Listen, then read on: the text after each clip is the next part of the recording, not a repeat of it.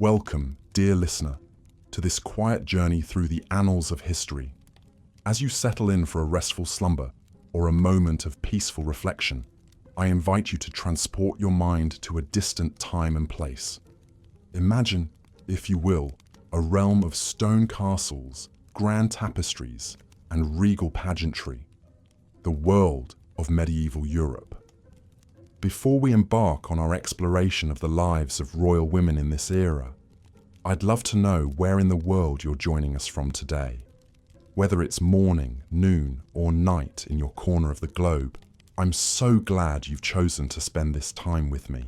If you enjoy this type of calm, historical storytelling, I warmly encourage you to subscribe so we can embark on many more adventures through the ages together. Now, let us gently step back in time to an age that is often romanticized in tales of chivalry and courtly love. But for the women of royal blood who lived in these times, life was often far from a fairy tale. Theirs was a world of great uncertainty, where political alliances could shift on a whim, and the very survival of dynasties rested on their shoulders. Picture yourself in a drafty, damp stone chamber, the flickering light of candles casting dancing shadows on the wall. This is the bedchamber of a medieval queen, a woman who, despite her lofty title, often faced a precarious and perilous existence. The grand tapestries and rich velvet curtains may create an illusion of warmth and comfort, but the reality for even the most highborn women of this time was often one of hardship and danger. In the pages of history books, we may catch glimpses of queens bedecked in jewels and crowned in gold, their names etched alongside those of kings. But the true stories of these women, their fears, their struggles, their triumphs, are often lost in the mists of time. Tonight, we'll endeavor to bring those stories to life once more, to illuminate the shadows of the past and pay tribute to the resilience and strength of the women who lived them. As we journey back to the Middle Ages, keep in mind that life for royal women was a constant balancing act between duty and survival. From the moment of their birth, princesses were viewed as valuable political commodities, their marriages arranged to forge alliances and secure peace between kingdoms. They were expected to be pious, virtuous, and above all, to provide heirs to secure the royal line. But in a world where the whims of men could determine the fate of nations, even the most exalted women lived under the constant threat of danger. Assassination, revolt, and warfare were ever-present specters, lurking in the shadows of even the grandest castles.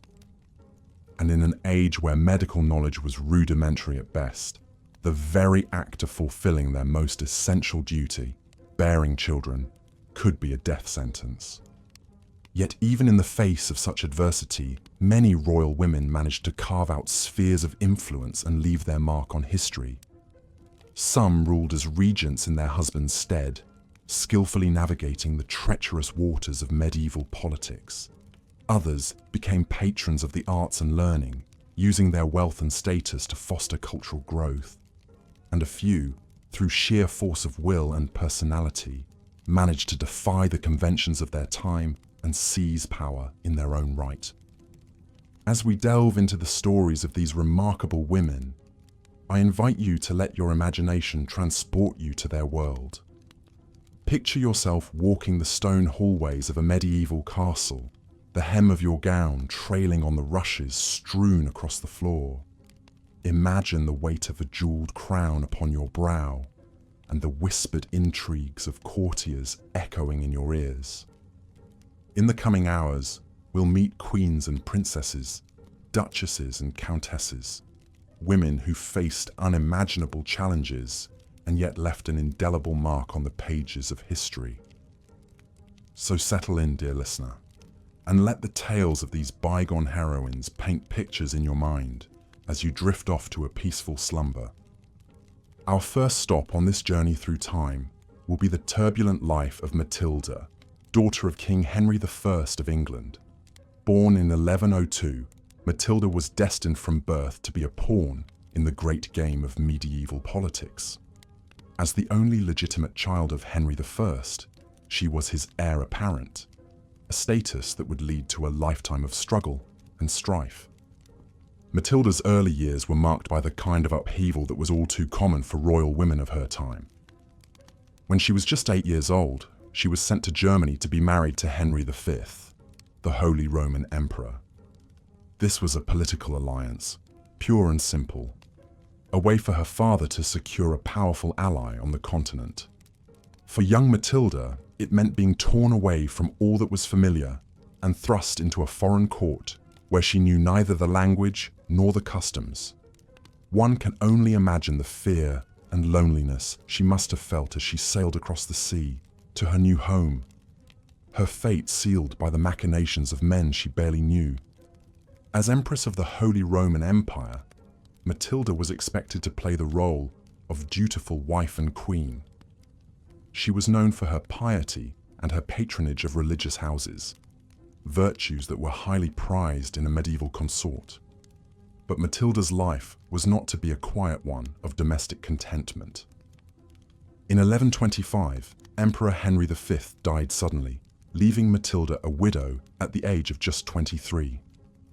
And so, she found herself once again at the center of a political maelstrom. With no male heirs to inherit the Holy Roman Empire, Matilda was forced to fight for her rights as a ruler in her own name.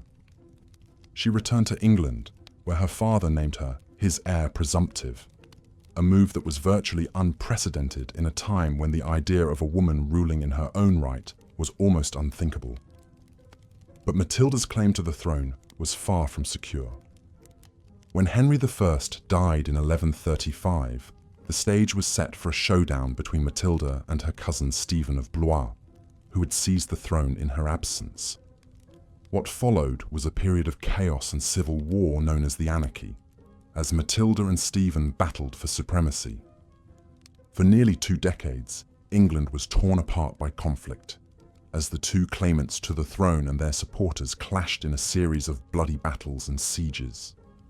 Throughout it all, Matilda displayed a tenacity and force of will that was remarkable for a woman of her time. She personally led armies into battle, endured harrowing sieges, and narrowly escaped capture on more than one occasion. In 1141, she came tantalizingly close to securing the throne, even holding court in London as Lady of the English. But the tides of war and the prejudices of men were ultimately too much to overcome. In the end, it was Matilda's son, Henry II, who would go on to rule England, founding the great Plantagenet dynasty. But Matilda's legacy lived on, not just in her progeny, but in the very idea that a woman could aspire to rule in her own right. Her story is a testament to the indomitable spirit of medieval royal women, who often faced unimaginable adversity and yet somehow found the strength to persevere. In a time when women were often seen as little more than property to be traded and bargained with, Matilda dared to fight for her place in history. As we continue our journey through the lives of medieval queens and princesses, we'll encounter many more stories of resilience and courage in the face of overwhelming odds. From Eleanor of Aquitaine to Isabella of France, these women navigated the treacherous waters of medieval politics with skill and determination. But for now, dear listener, let us pause and reflect on the life of Matilda, a woman who defied the conventions of her time and left an indelible mark on the pages of history.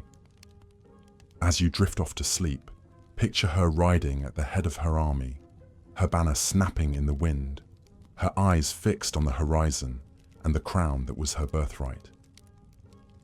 In our next chapter, we'll explore the fate of royal women who were sent far from home to serve as political pawns in the great game of medieval diplomacy.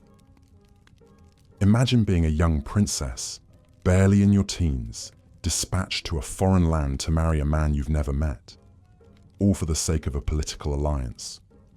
This was the fate of countless royal women in the Middle Ages who often found themselves at the mercy of the men who governed their lives. From Eleanor of Aquitaine to Marguerite of Provence, we'll meet queens who endured loveless marriages, dangerous intrigues, and the constant threat of exile or imprisonment. But for now, let the tale of Matilda's valor and determination be the last image in your mind as you slip into a restful slumber. Her story is a reminder that even in the darkest of times, the human spirit has an incredible capacity for resilience and strength. Good night, dear listener, and sweet dreams. When next we meet, we'll continue our exploration of the lives of medieval royal women, lives marked by duty, danger, and the eternal struggle for power and survival in a world dominated by men. As we've seen, medieval queens and princesses faced the ever-present spectre of childbirth, a perilous and often deadly ordeal in an age before modern medicine. One such tragic tale is that of Anne Neville, wife to King Richard III and Queen of England for just over a year. Born into the influential Neville family, Anne was no stranger to the twists and turns of fortune that characterized the lives of medieval noblewomen. Her father, known as Warwick the Kingmaker, was instrumental in deposing King Henry VI and installing Edward IV on the throne. But when Warwick later turned against Edward, Anne found herself caught in the middle of a bloody civil conflict. Married at just 14 to Edward, Prince of Wales, in a political alliance, Anne became Princess of Wales. But her young husband was killed in battle just months later. Widowed and taken prisoner, Anne's future was thrust into uncertainty. In a twist of fate, she would soon marry Richard, Duke of Gloucester, her late husband's rival, and the future Richard III. When Richard took the throne in 1483, Anne was crowned his queen consort in a lavish ceremony, but her tenure as queen would be heartbreakingly brief. Just a year later, Anne faced the devastating loss of her only child, 10-year-old Edward of Middleham. The prince's death left Richard without an heir, and by all accounts, Anne was shattered by the loss. Compounding this tragedy, Anne's own health soon took a turn for the worse. By March of 1485, the 28-year-old queen was dead, possibly of tuberculosis, or as some whispered, of a broken heart. Her life and tragic end exemplify the precarious position of even the most highborn of medieval women, forever at the mercy of political machinations and the cruel whims of fate. Worn down by grief and illness, Anne Neville was laid to rest in Westminster Abbey, the same hallowed ground where she had so recently been crowned. The grandeur of her funeral only underscored the fleeting nature of her glory. In just a few short months, her husband too would be dead, slain in battle by Henry Tudor. And so, the wheel of fortune turned once more, ushering in a new dynasty and consigning Anne to the shadows of history. But while Anne Neville's life was cut tragically short, other medieval queens managed to carve out a lasting legacy through their piety and patronage. In an era when a woman's role was tightly circumscribed, acts of religious devotion and cultural sponsorship provided an acceptable outlet for their wealth and influence. One such patron was Philippa of Hainault, Queen of England, as the wife of King Edward III. Philippa is often overshadowed by her formidable mother-in-law, Isabella of France, whom we'll come to later. But in her own quiet way, Philippa left an indelible mark on the cultural landscape of 14th century England. Born into the French-speaking nobility of Hainault, now part of Belgium, Philippa was married to Edward in a diplomatic alliance at the tender age of 13. Coming to a foreign land and navigating the complex web of English court politics couldn't have been easy for the young princess. But by all accounts, Philippa rose to the challenge with grace and fortitude. As queen, Philippa became known for her piety and generosity. She was a frequent benefactor of religious houses, donating jewels and rich gifts to her favored establishments. But perhaps her most enduring legacy was her patronage of Queen's College, Oxford. Founded in 1341 at Philippa's urging, Queen's College was innovative in its mission to provide education to students from her native Hainaut. At a time when university education was largely the preserve of the English elite, this was a groundbreaking move.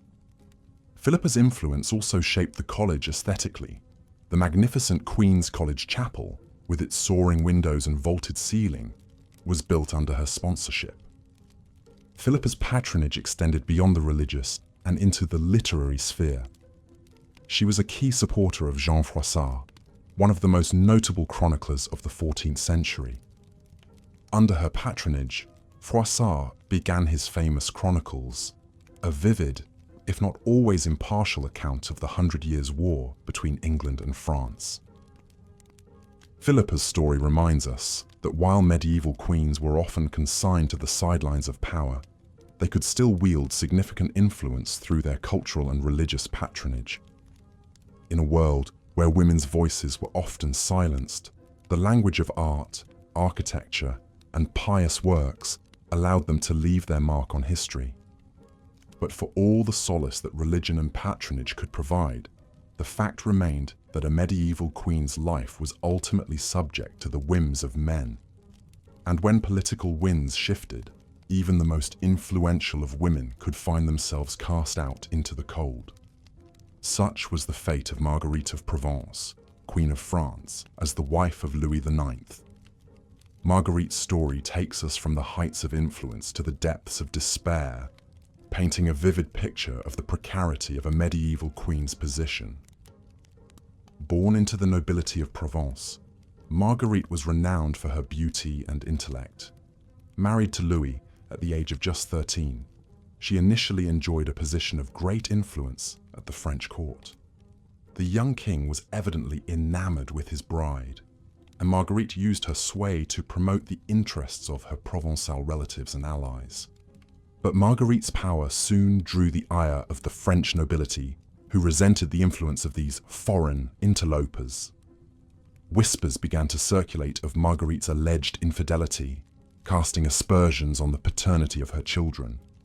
While these rumors were likely baseless, they underscored the precarious nature of a queen's reputation in the royal fishbowl.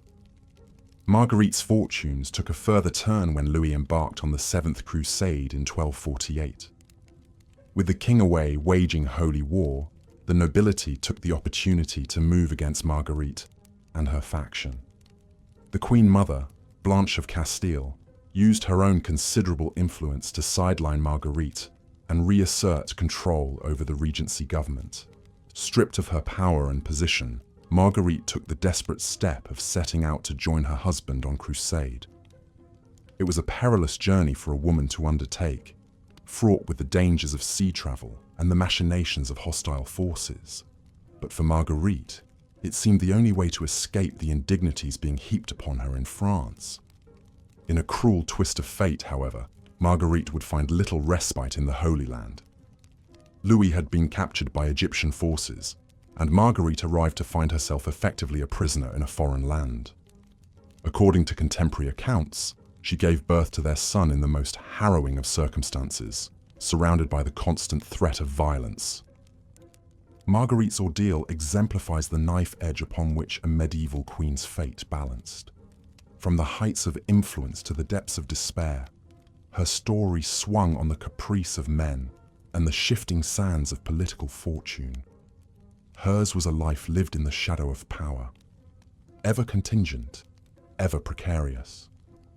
Eventually, Marguerite and Louis would return to France, the crusade having ended in disaster.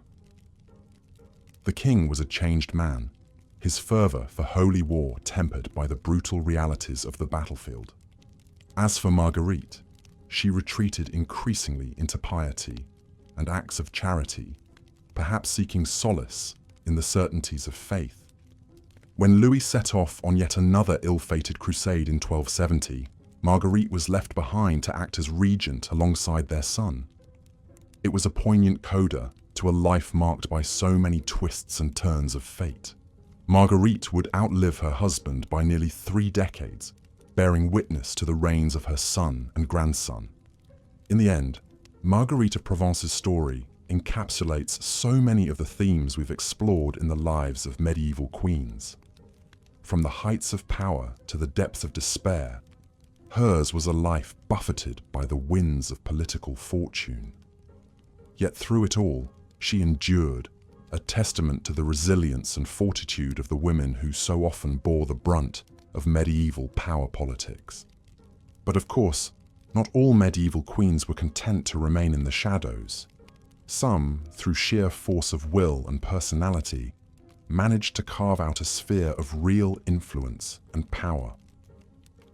One of the most notorious examples of this is Isabella of France, the so-called she-wolf, who deposed her own husband, King Edward II of England. Isabella's story reads like something out of a dark fairy tale, a tale of love, betrayal, and ultimately revenge.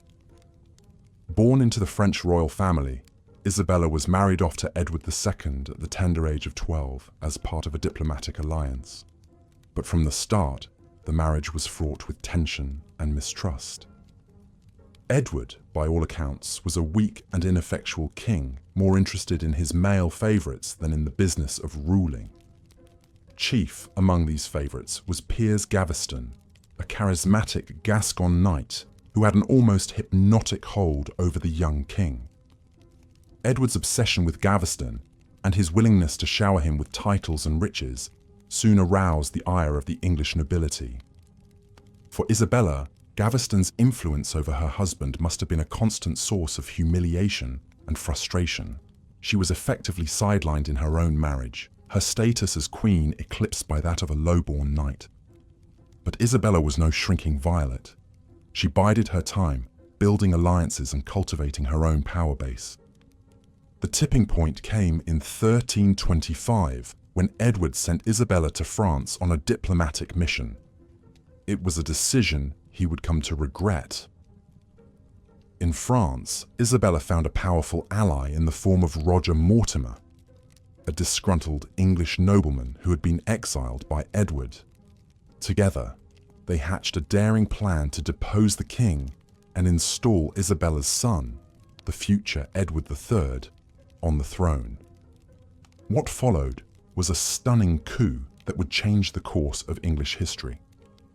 With Mortimer by her side and an army at her back, Isabella landed on the English coast in 1326. The pair quickly gained support from disaffected nobles and marched on London, gathering momentum as they went. Faced with this overwhelming show of force, Edward II had little choice but to flee. He was eventually captured and imprisoned, his fate sealed by the very same nobles who had once supported him. In a chilling act of vengeance, Isabella had her husband brutally murdered, a deed that would earn her the moniker of She-Wolf in the annals of history. For a time, Isabella and Mortimer effectively ruled England as co-regents, their power unchecked by any higher authority. It was a remarkable inversion of the traditional gender roles of medieval society, a woman wielding the reins of power, with a man as her consort and enforcer. But as with all tales of power and ambition, Isabella's story did not have a happy ending. Her son, Edward III, chafed under the yoke of Mortimer's influence and eventually staged his own coup, having his mother's lover arrested and executed. Isabella herself was spared, but spent the rest of her life in luxurious exile, stripped of her power and influence. In the end, Isabella of France's story stands as a testament to the extraordinary lengths to which a medieval queen might go to assert her own agency in a world dominated by men.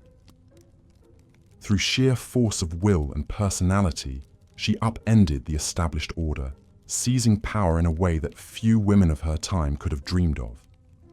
But her tale also serves as a cautionary one, a reminder of the perils that awaited even the most formidable of women in the cutthroat world of medieval politics. For in the end, Isabella's grasp on power was always tenuous, dependent on the whims of the men around her. When those whims shifted, as they inevitably did, she found herself cast aside. a victim of the very same forces she had once sought to control. As we come to the end of our journey through the lives of these remarkable women, it's worth reflecting on the harsh realities they faced. To be a queen in the Middle Ages was to walk a constant tightrope, balanced precariously between power and peril. On the one hand, these women enjoyed a level of privilege and influence that was unimaginable to most of their contemporaries. They had access to wealth, education, and cultural resources that set them apart from the vast majority of medieval society. Some, like Philippa of Hainault, used this privilege to leave a lasting mark on the world through acts of patronage and piety. But on the other hand, these women were also acutely vulnerable, their fates tied to the shifting winds of dynastic politics and the whims of the men around them. They faced constant threats to their safety and well-being, from the perils of childbirth to the machinations of rivals and enemies. Some, like Anne Neville, met with tragedy and heartbreak, their lives cut short by the cruel twists of fate.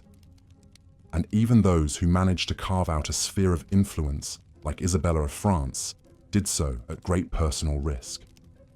In a world where power was the ultimate prize, a woman who dared to reach for it could just as easily find herself cast down into the abyss.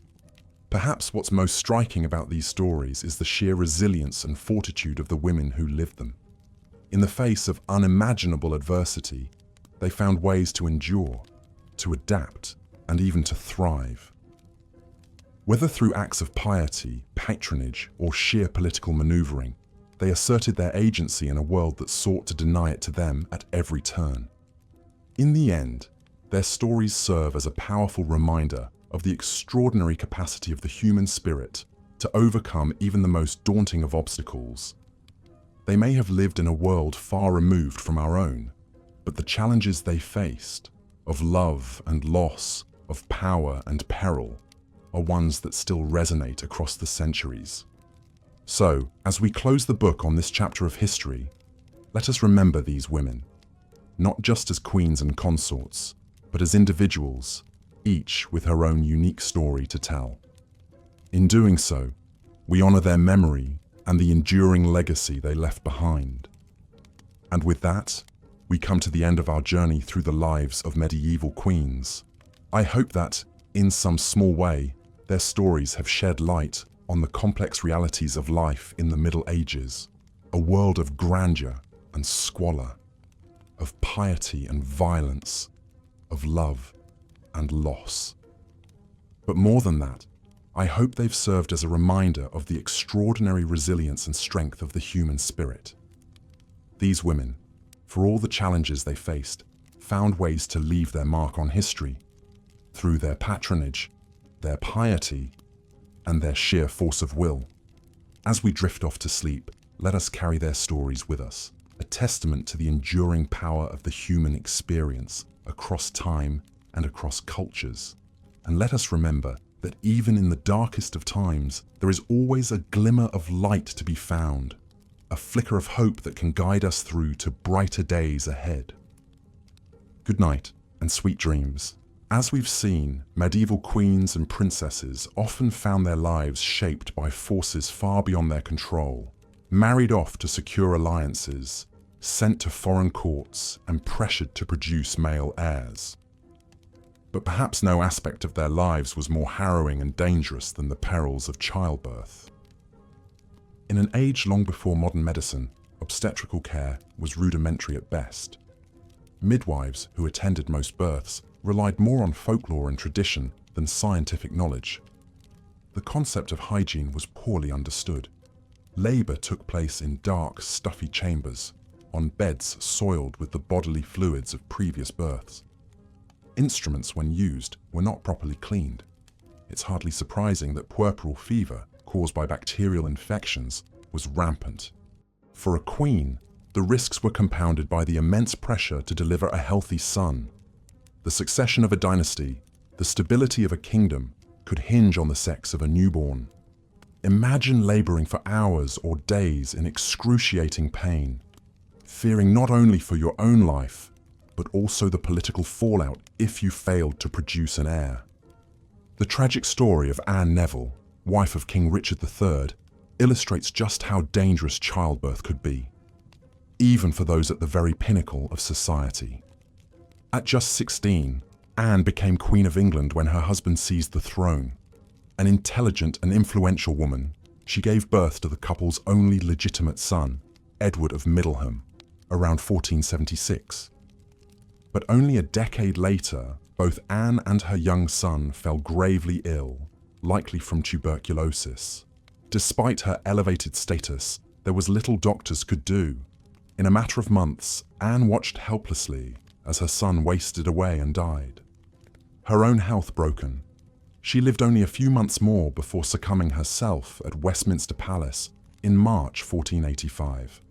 She was just 28 years old. Anne's heartbreaking tale was all too common in an era when medicine was powerless against so many ills. For every queen who successfully navigated the perils of childbirth, dozens did not.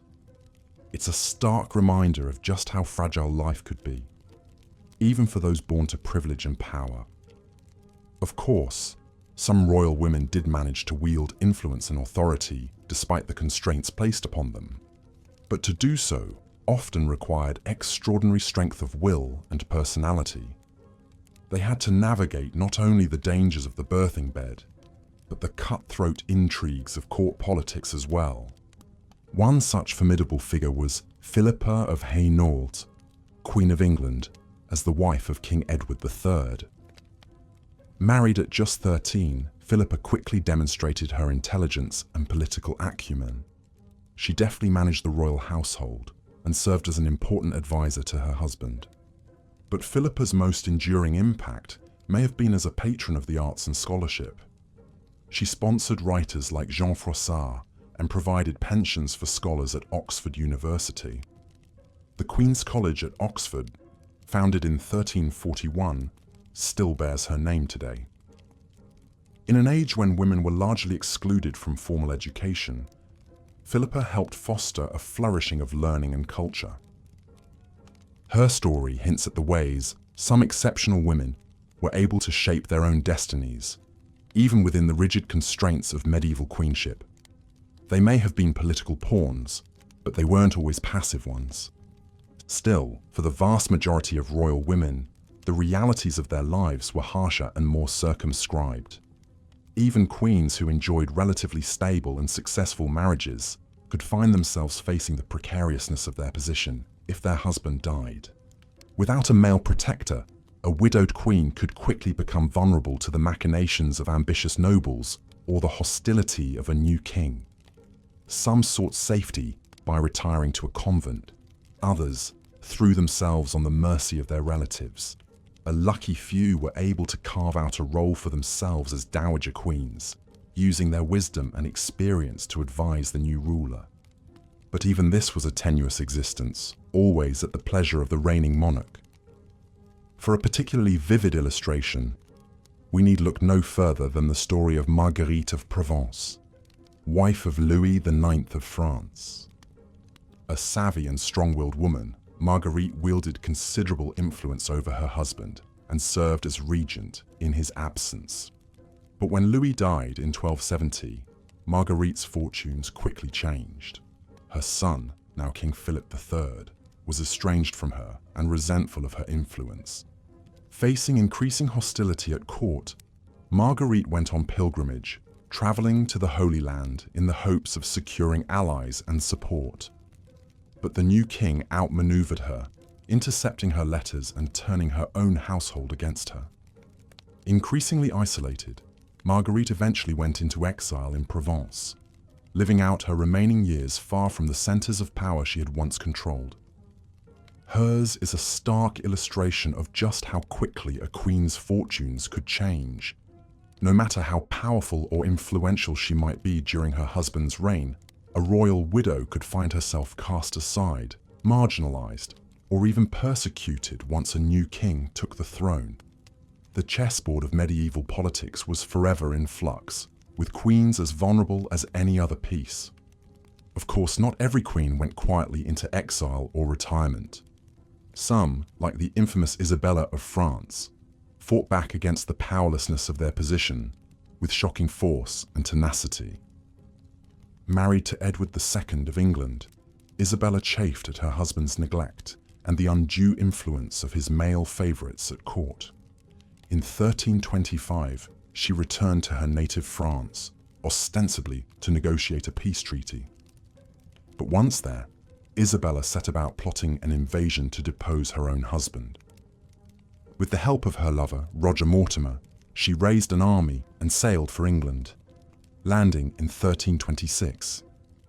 The country quickly rallied to her cause, and Edward II was captured and forced to abdicate in favour of his young son. Isabella now ruled as regent in all but name. It was a stunning reversal, a woman overthrowing the rightful king. But Isabella's bold gambit illustrates just how high the stakes could be for medieval queens. Deprived of official power, they could still find ways to exert their will, even if it meant resorting to violence and intrigue. Isabella's story is a vivid reminder that while royal women were often pawns, they weren't always passive ones.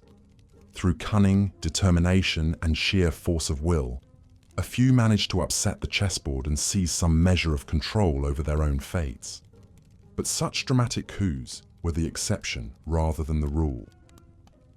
For most medieval queens and princesses, life was a constant negotiation of the limits placed upon them by a deeply patriarchal society. Valued mainly for their wombs, they faced immense pressure to produce male heirs. Subject to the whims of fathers, husbands, and sons, their lives were forever precarious. Some found a measure of autonomy through religious devotion or patronage of the arts. Others forged alliances and exerted soft power behind the scenes. A tenacious few even managed to rule as regents or wield overt political influence. But none could fully escape the brutal realities of their position. In a world where power was the preserve of men, royal women faced a constant struggle to shape their own destinies. The perils of childbirth, the capriciousness of dynastic politics, the looming threat of marginalization or exile. These were the inescapable conditions of their lives.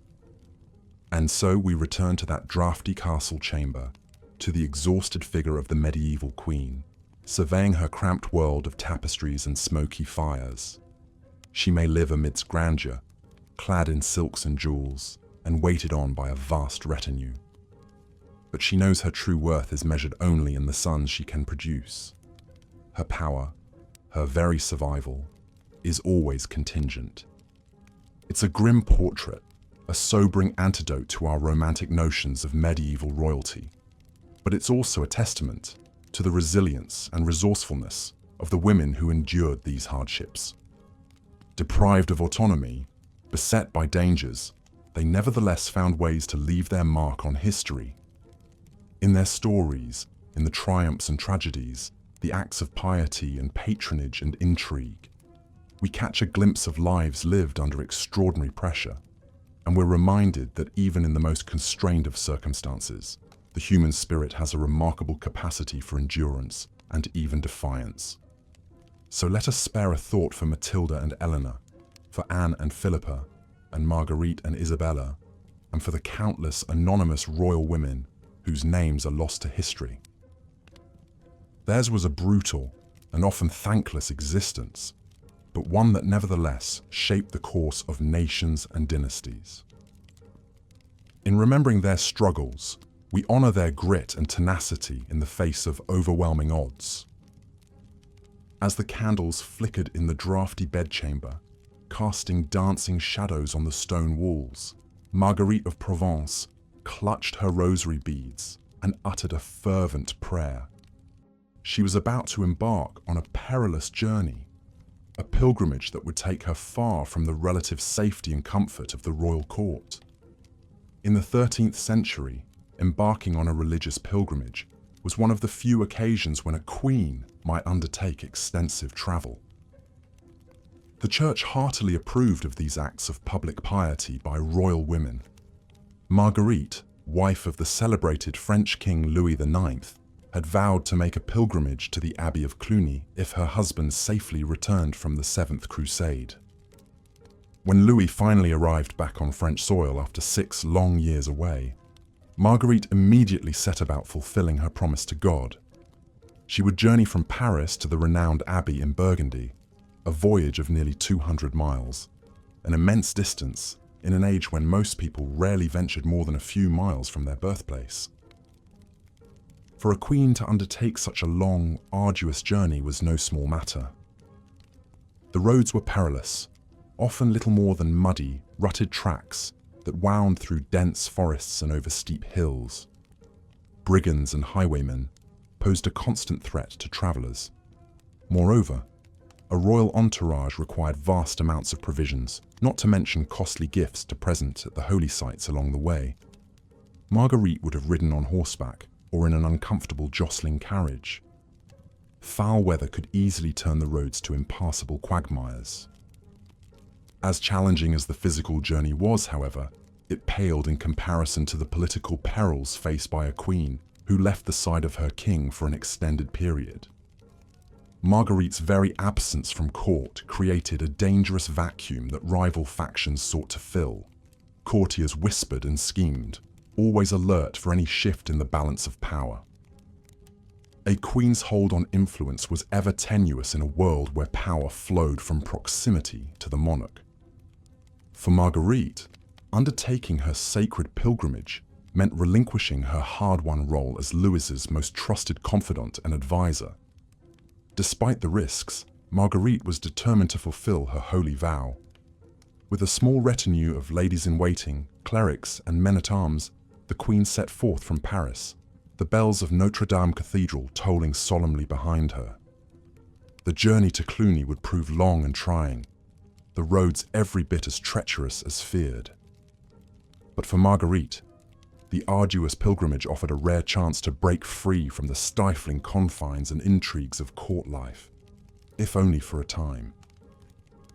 As she rode slowly onward, the queen's thoughts surely drifted to the holy relics and sites that awaited her. Marguerite looked forward to spending time in tranquil prayer and contemplation within the hushed cloisters of Cluny Abbey. There, in the presence of sacred relics like the purported fingerbone of St. John the Baptist, she would beseech the Almighty for blessings and protection for her husband, her children, and the Kingdom of France. The pilgrimage to Cluny was not to be Marguerite's only foray into the uncertain world beyond castle walls, however. Years later, the Queen would find herself journeying not on a sacred pilgrimage, but into exile. When Marguerite's eldest son, Philip, assumed the throne following his father's death, he swiftly set about marginalizing his strong-willed mother's influence. Resentful of the Queen's meddling and iron control over the royal treasury, Philip had his mother banished from court. Marguerite took up residence at Reims, the site of French coronations. There, as if in defiance of her relegation to the political sidelines, the Queen established her own rival court of sorts. She drew loyal courtiers and dignitaries into her orbit, dispensing patronage and charity. Despite her son's efforts to sideline her, Marguerite refused to relinquish the power and prestige she had grown accustomed to as Queen of France. Even in exile, the indomitable Queen continued to wield influence from afar. Through letters and envoys, she made her displeasure with Philip's policies and appointments known. The new king quickly learned that banishment alone was not enough to silence a woman as savvy and tenacious as Marguerite of Provence. Her decades at the very heart of the royal court had taught the Queen how to navigate the treacherous currents of power. As such, Marguerite's story vividly illustrates the tenuous position of even the most exalted women in medieval society. For a queen, especially one known for her ambition and political acumen, the threat of exile was ever present. A queen served at the pleasure of the king. If she overstepped or displeased him, she could quickly find herself cast out from the royal presence, stripped of power and influence. Yet exile, like pilgrimage, also offered royal women a degree of autonomy and agency seldom possible within the strictures of court life. Removed from the watchful eye of the monarch, an exiled queen could more freely cultivate her own base of support and influence. Indeed, Marguerite of Provence remained a force to be reckoned with, even from her banishment at Reims. The experiences of Marguerite and so many of her royal sisters highlight the peculiar paradox faced by medieval queens. Their lofty status afforded them immense privilege, wealth, and access to power. Yet that same exalted rank also left them intensely vulnerable to the whims and suspicions of their husbands and sons. A queen, even one who wore a crown and sat a throne, was still ultimately subject to male authority. Undertaking a pilgrimage or facing exile were two sides of the same coin for women like Marguerite. Occasions when the normal strictures and scrutiny of their lives eased, if only fleetingly. In those rare moments of relative freedom and autonomy, some royal women found opportunities to more fully become themselves, to wield power and influence on their own terms. The road could be fraught with peril, whether traveling to a holy shrine or banished from court, but it offered tantalizing glimpses of a life less circumscribed by the demands of others. For the indefatigable Marguerite of Provence, neither pilgrimage nor exile could long keep her from the heart of power. This queen understood better than most how to navigate the treacherous landscape of medieval politics. Her years of devotion and service to Louis IX had earned her a reputation as a woman of great piety and wisdom, a formidable figure who commanded respect and allegiance. Even when temporarily removed from the king's side, Marguerite refused to relinquish her hard-won authority. As she made her arduous way toward Cluny Abbey all those years ago, rosary beads clasped tightly in her hands, Marguerite surely drew strength and resolve from her faith. In a world where the winds of power and peril could shift without warning, the Queen had learned to rely on her own unshakable sense of purpose. Come what may, pilgrimage or exile, power or persecution, Marguerite of Provence would remain steadfast. For this redoubtable medieval queen, adversity was simply another challenge to be met with the same unwavering resilience that had defined her remarkable life. The life of a medieval queen was a paradoxical one. To the common folk, these royal women lived in unimaginable grandeur, with every comfort provided. But behind the castle walls lay a harsh and precarious existence, where even the most blue-blooded ladies were not immune from the era's many perils. Power was a double-edged sword. It provided prestige, but also painted a target on one's back in a world where fortunes could change at the drop of a hat. Perhaps no one embodied these contradictions more than Eleanor of Aquitaine. Born into nobility as the Duchess of Aquitaine in her own right, she was renowned across Europe for her beauty, intelligence, and sizable inheritance. These qualities made Eleanor a much sought-after bride, and at just 15 years old, she was married off to King Louis VII of France in 1137. While such an illustrious match might seem like a fairy tale ending, the reality was far from idyllic. Eleanor chafed at the restrictions placed on her by the pious and austere French court. The king was more interested in religious devotion than romantic love, and the couple became increasingly estranged. During their marriage, Eleanor accompanied Louis on the ill-fated Second Crusade to the Holy Land, an arduous journey for even the hardiest of men, let alone a young queen. The expedition was a failure on many fronts, and rumor swirled that Eleanor had engaged in an affair with her uncle Raymond while in Antioch. Although never proven, the scandal further strained her relationship with Louis. Upon their return, the couple soon sought an annulment on the grounds of consanguinity, as they were in fact distant cousins. The convenient discovery of this blood tie provided a face-saving way to end their unhappy union. At age 30, Eleanor once again found herself a pawn on the marriage market, albeit an extremely valuable one. Her vast lands made her an attractive prospect for many powerful suitors. Just 2 months after her annulment, she hastily wed the young Henry Plantagenet, Duke of Normandy, and Count of Anjou. It was a defiant match that shocked many, as Henry was the rival and enemy of her former husband Louis. This second marriage proved more passionate, but no less tumultuous. Henry and Eleanor had a fiery dynamic, clashing often as two strong personalities both accustomed to having their way. When Henry ascended to the English throne in 1154, Eleanor was crowned Queen of England. Over the next 13 years, she bore Henry 8 children, including 5 sons, finally achieving the critical duty of providing male heirs. But Eleanor was no passive consort content to stay quietly in the background. She continued to be actively involved in governance, often serving as regent in Henry's absence. Her court at Poitiers became a renowned centre of courtly love and artistry, in contrast to Henry's more rough-and-tumble preferred pastimes like hunting and warfare. As their children grew, family squabbles escalated into outright rebellion, with Eleanor's sons rising up against their father, likely with her tacit support. Incensed by this betrayal, Henry had Eleanor arrested and imprisoned for treason. She spent the next 16 years under house arrest, largely confined to various royal holdings.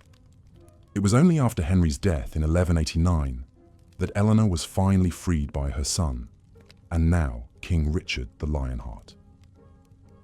In a remarkable turn of events, the nearly 70-year-old Eleanor stepped back into the spheres of power as she took on the role of regent while Richard launched his crusade.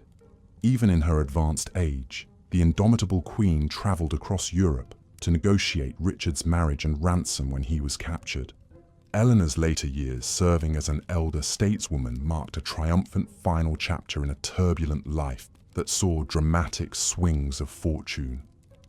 Her story embodied the dizzying heights and plummeting depths that defined the capricious lives of even the most elite medieval women.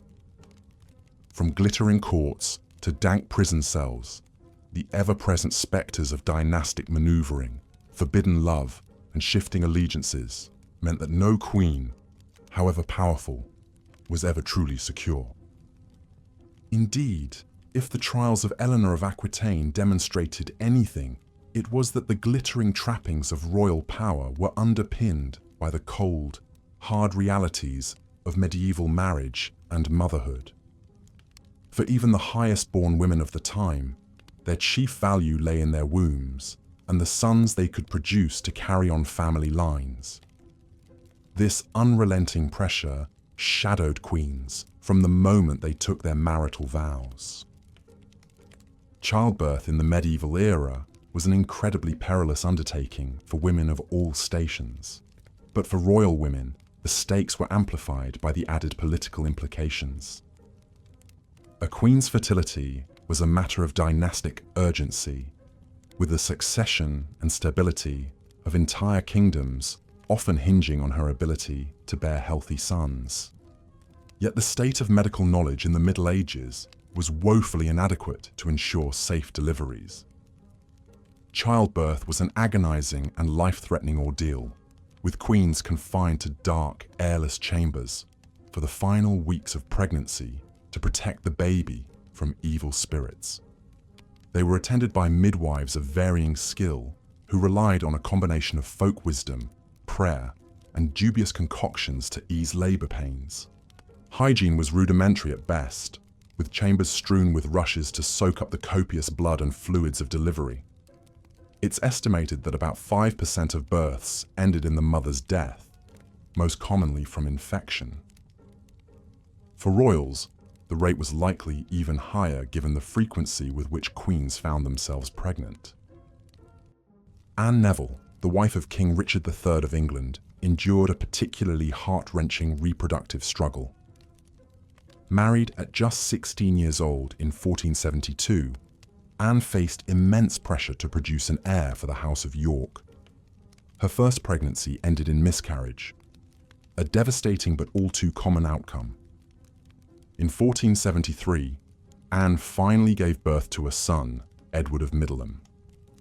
The kingdom rejoiced at the arrival of a male heir to cement the York claim to the throne. But just 2 years later, tragedy struck when the little prince fell ill and passed away suddenly. Anne was understandably grief-stricken at the loss of her only child. Worse still, Anne herself had emerged from the birthing bed changed. Once described as a great beauty, her health was now shattered, possibly from a difficult delivery or postpartum infection. She became increasingly frail and withdrawn, a shadow of her former vibrant self. As one chronicler noted, she was wasted with sorrow.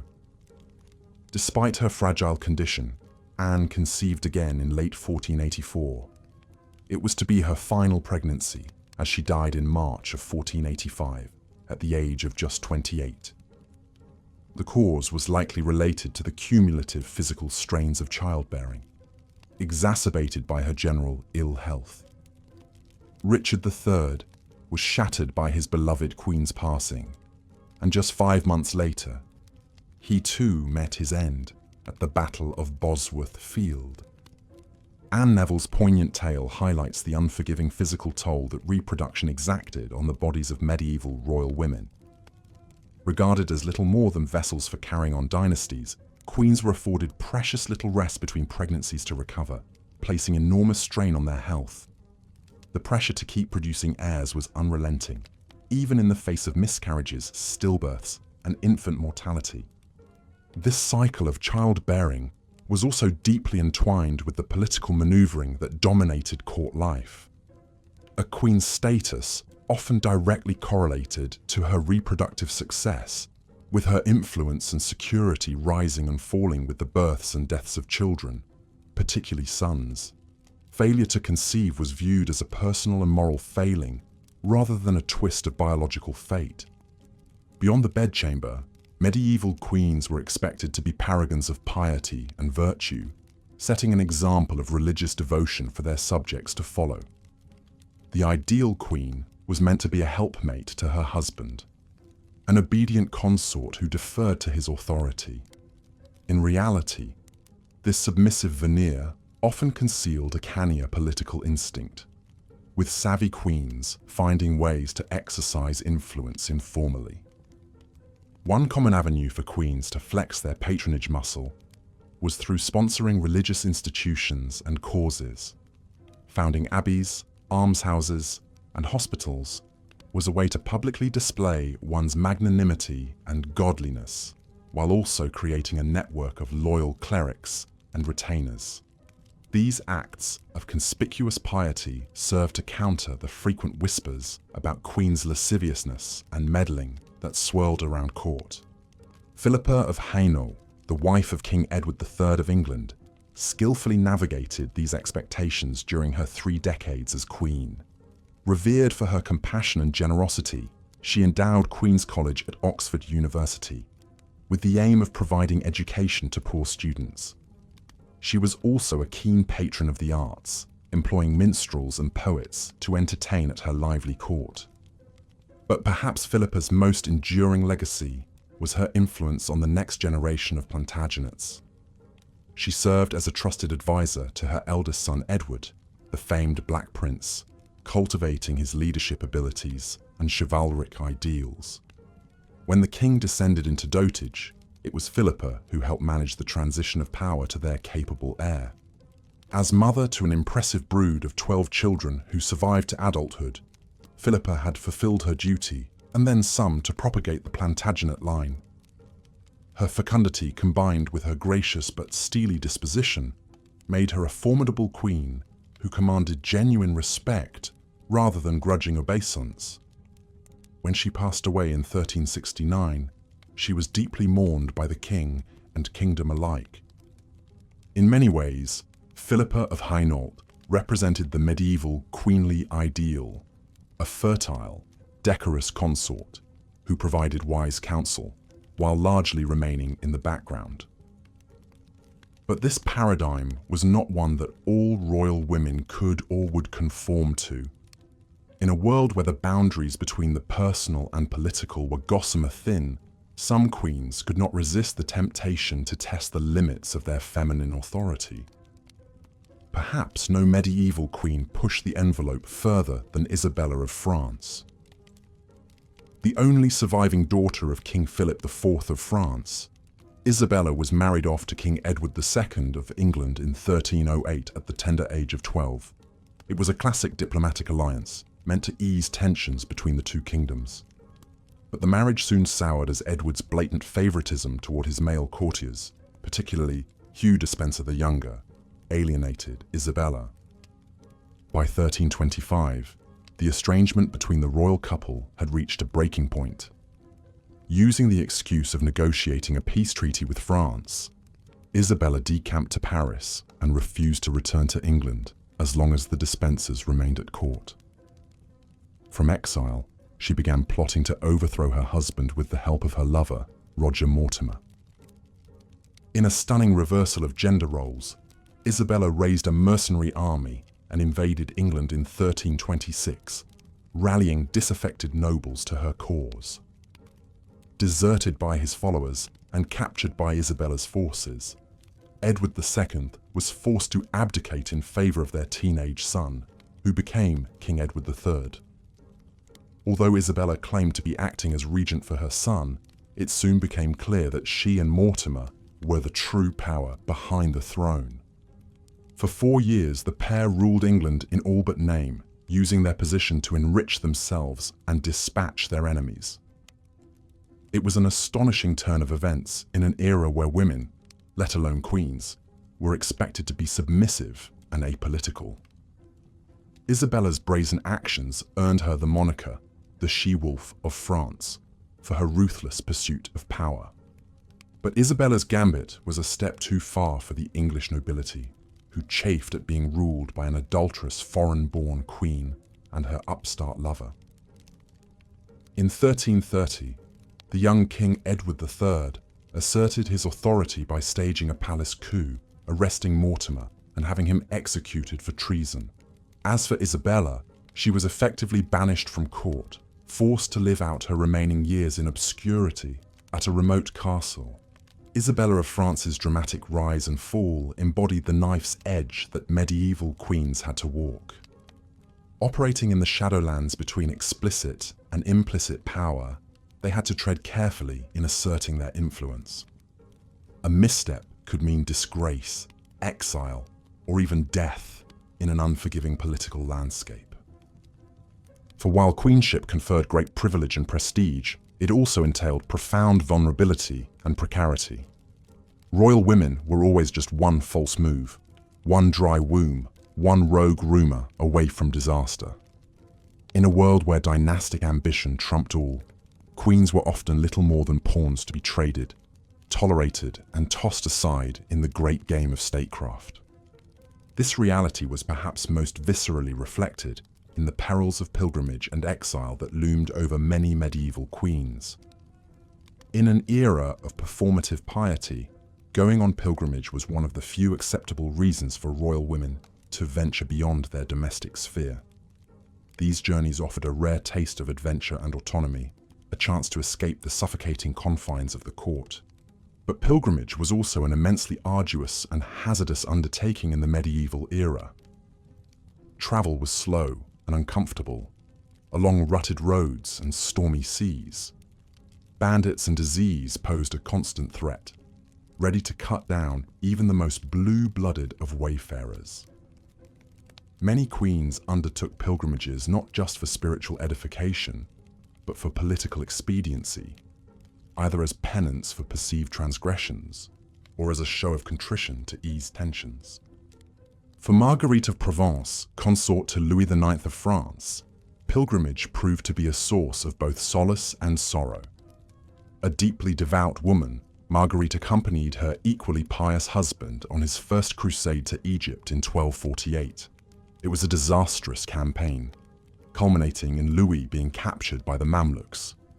Marguerite, who was pregnant at the time, managed to scrape together the enormous ransom to free Louis and his surviving men.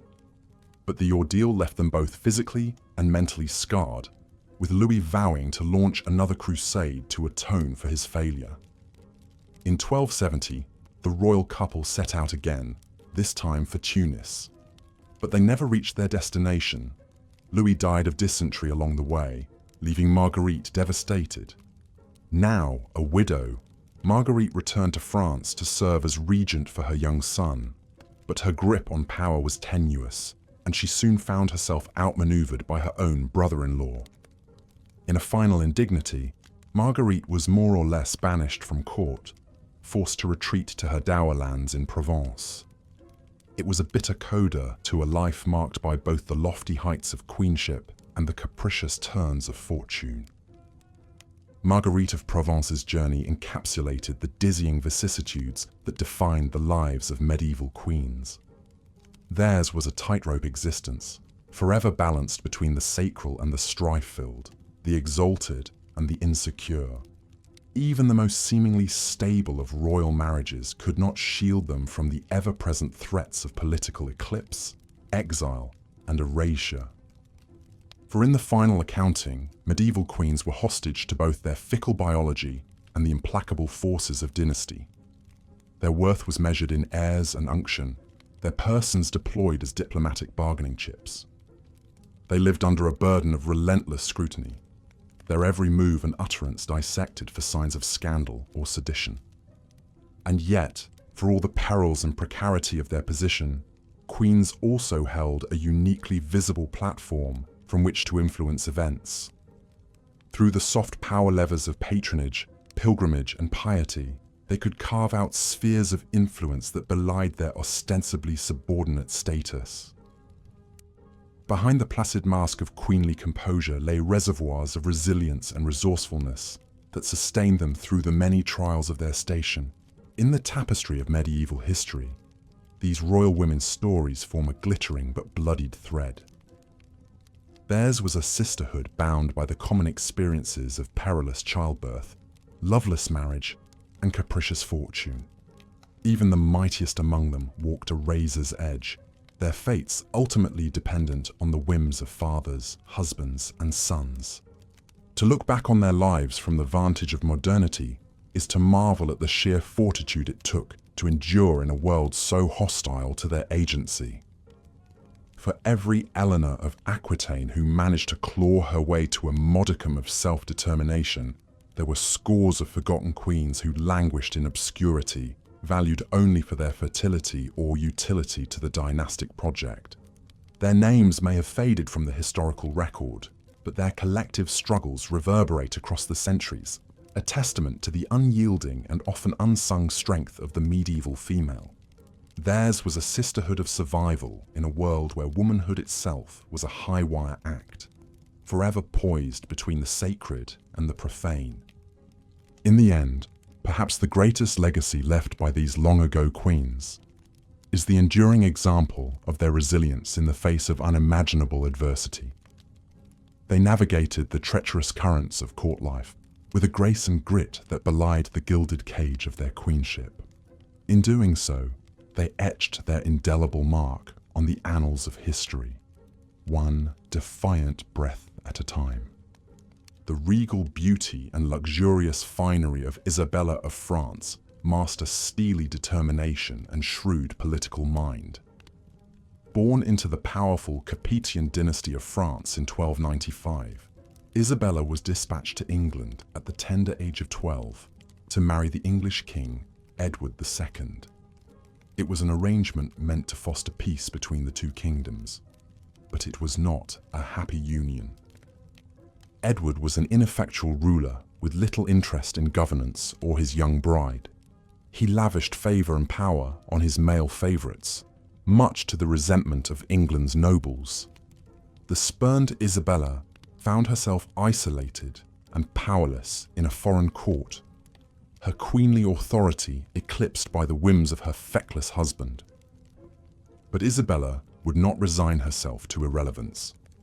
She bided her time, quietly cultivating allies and waiting for an opportune moment to strike. That moment arrived in 1325, when tensions between England and France flared once again. Edward dispatched Isabella to negotiate with her brother, King Charles IV of France. It was a fateful decision. Once safely back in her native France, Isabella unveiled her true intentions. She refused to return to England until Edward expelled his favourites from court. Incensed, Edward refused, but Isabella had a new card to play. She had taken a lover of her own, the dashing English nobleman Roger Mortimer. Together, they hatched an audacious plot to invade England and depose Edward. With her son, the future Edward III, in tow as figurehead, Isabella and Mortimer landed on English shores in 1326 with a small mercenary force. To their shock, support for their cause snowballed with astonishing speed. Disaffected nobles rallied to the rebel queen, and Edward's regime crumbled with barely a fight.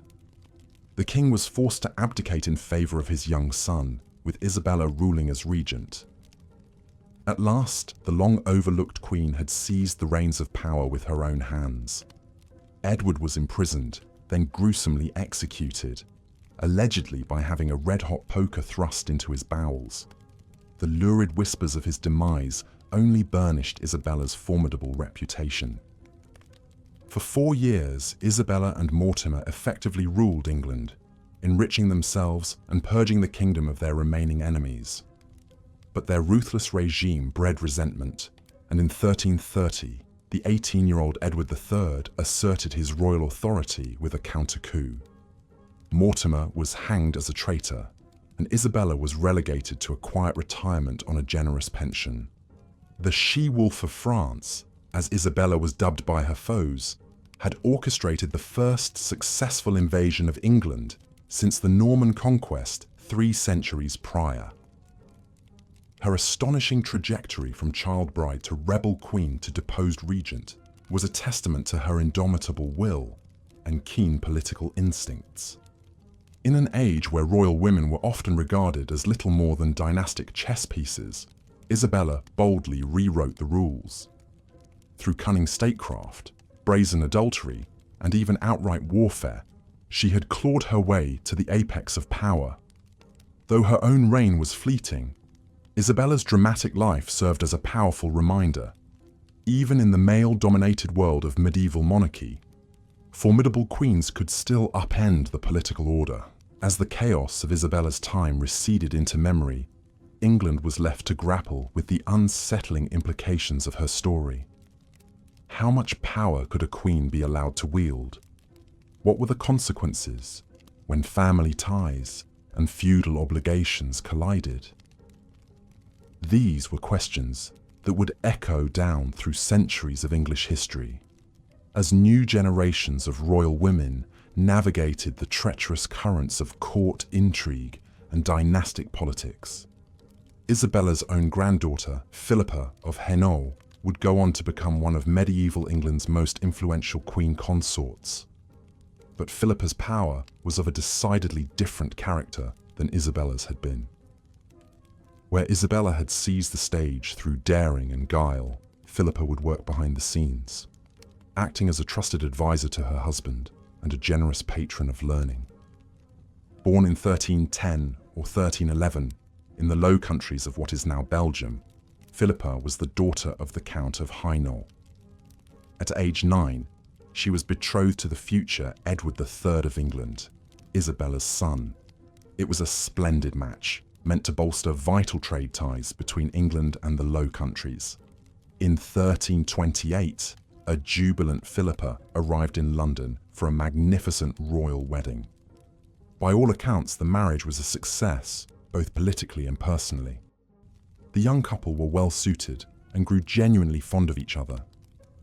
When Edward launched his audacious bid to claim the French crown, triggering the 100 Years' War, Philippa accompanied him on campaign, even giving birth to their son in a tent on the battlefield. But it was in the domestic sphere that Philippa truly shone. She served as regent in her husband's absence, managing the kingdom's affairs with wisdom and care. Fluent in several languages, she maintained diplomatic ties across Europe, and she became a celebrated sponsor of the arts, literature, and education. Philippa funded the expansion of the famed colleges of Oxford and Cambridge and supported scholars like Jean Froissart, whose chronicles remain an invaluable window into 14th century life. She was known for her piety and generosity, distributing alms to the poor and founding religious houses like the famous Queen's College, Oxford. Despite bearing at least a dozen children, including another future king, John of Gaunt, Philippa remained a vibrant presence at court into her later years. When Edward III founded the chivalric Order of the Garter, Philippa was appointed its first lady companion, a singular honour. Her death in 1369 was deeply mourned by the king and kingdom alike. The poet Geoffrey Chaucer, who owed his early success to Philippa's patronage, composed verses in her honour, praising her virtue and noble spirit. In Philippa, England had found a queen who perfectly embodied the medieval ideal, gracious and loyal, learned and devout. But even a paragon like Philippa was not immune to the harsh realities facing royal women in the Middle Ages. The hazards of childbirth had shadowed Philippa throughout her marriage. At least 3 of her children had died young. And for all the genuine affection between Philippa and Edward, she had still been a stranger in a strange land, dispatched from one court to another to serve the interests of men. It was a theme that played out again and again in the lives of medieval queens and princesses, whether forging their own paths, like the audacious Isabella, or working within the constraints of their role, like the estimable Philippa. These women walked a perilous tightrope. The splendor of their rank was forever haunted by the specter of personal tragedy and political upheaval. As the Middle Ages wore on, the perils and pressures facing royal women would only grow.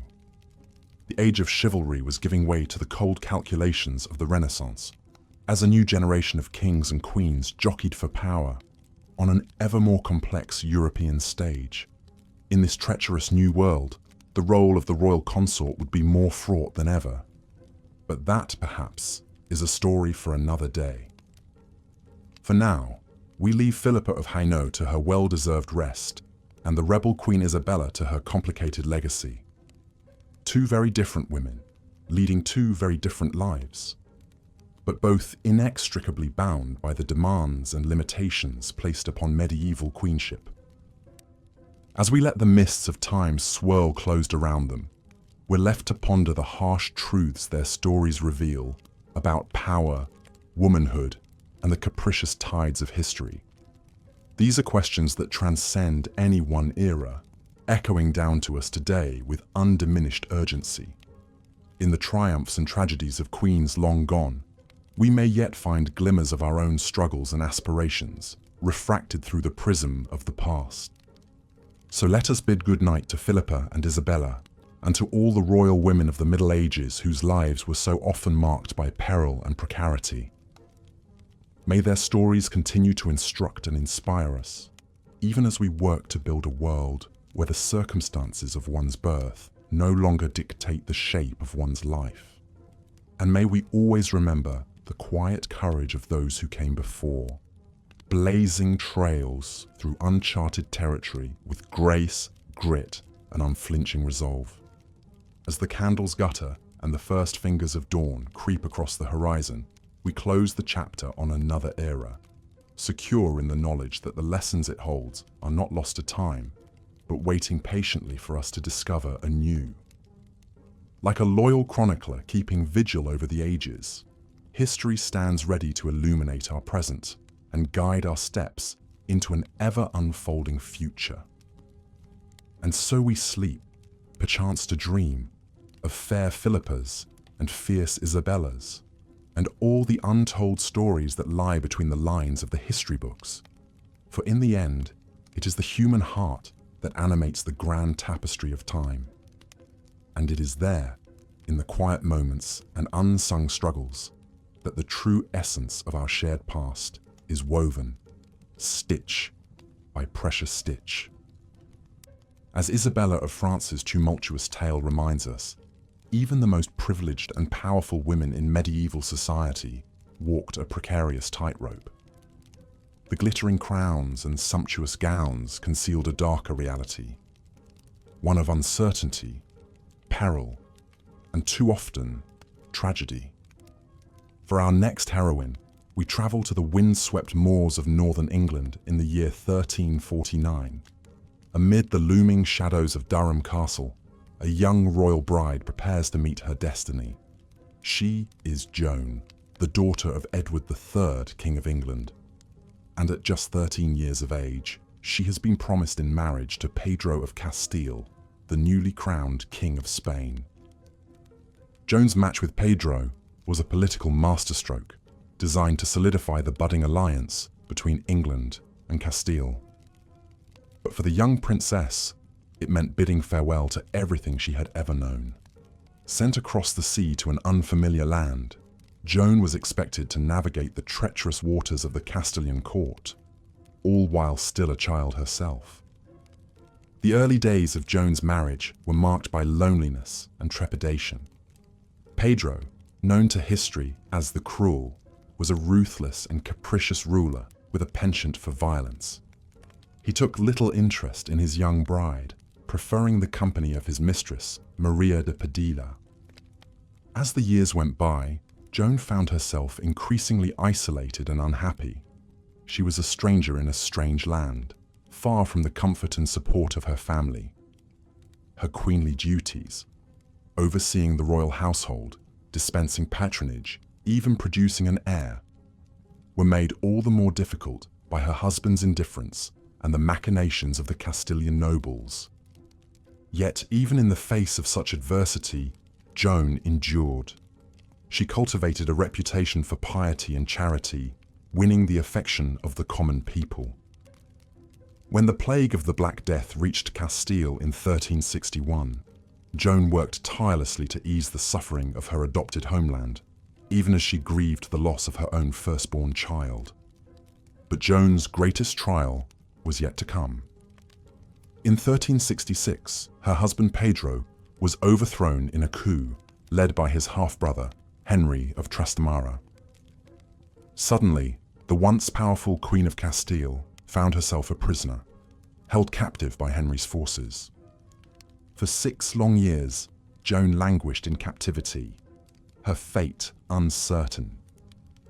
It was only through the tireless efforts of her father Edward III that she was finally released in 1372. Aged 33 and forever altered by her harrowing experience, Joan at last returned to England, the homeland she had left behind so long ago. Joan's tale is a poignant reminder of the powerlessness that even the most high-born women could face in the medieval world. Buffeted by political winds beyond their control, their very survival often hung in the balance. And yet, time and again, these women found reserves of resilience that belied their seemingly fragile existence. Through acts of piety, charity, and sheer force of will, they carved out spheres of influence that transcended the limitations placed upon them. One such figure was Philippa of Hainault, Queen of England and wife of Edward III. Though her marriage, like so many royal unions, was arranged for political gain, Philippa proved herself an able and influential consort. As a patron of the arts, she helped foster a cultural renaissance in the English court. The Queen sponsored minstrels, poets, and scholars, transforming her adopted homeland into a center of learning and creativity. She even played a key role in the founding of Queen's College at Oxford University, one of the oldest and most prestigious institutions of higher learning in the world. But Philippa's influence extended far beyond the realm of arts and letters. She was a skilled diplomat, often called upon to mediate disputes and broker alliances.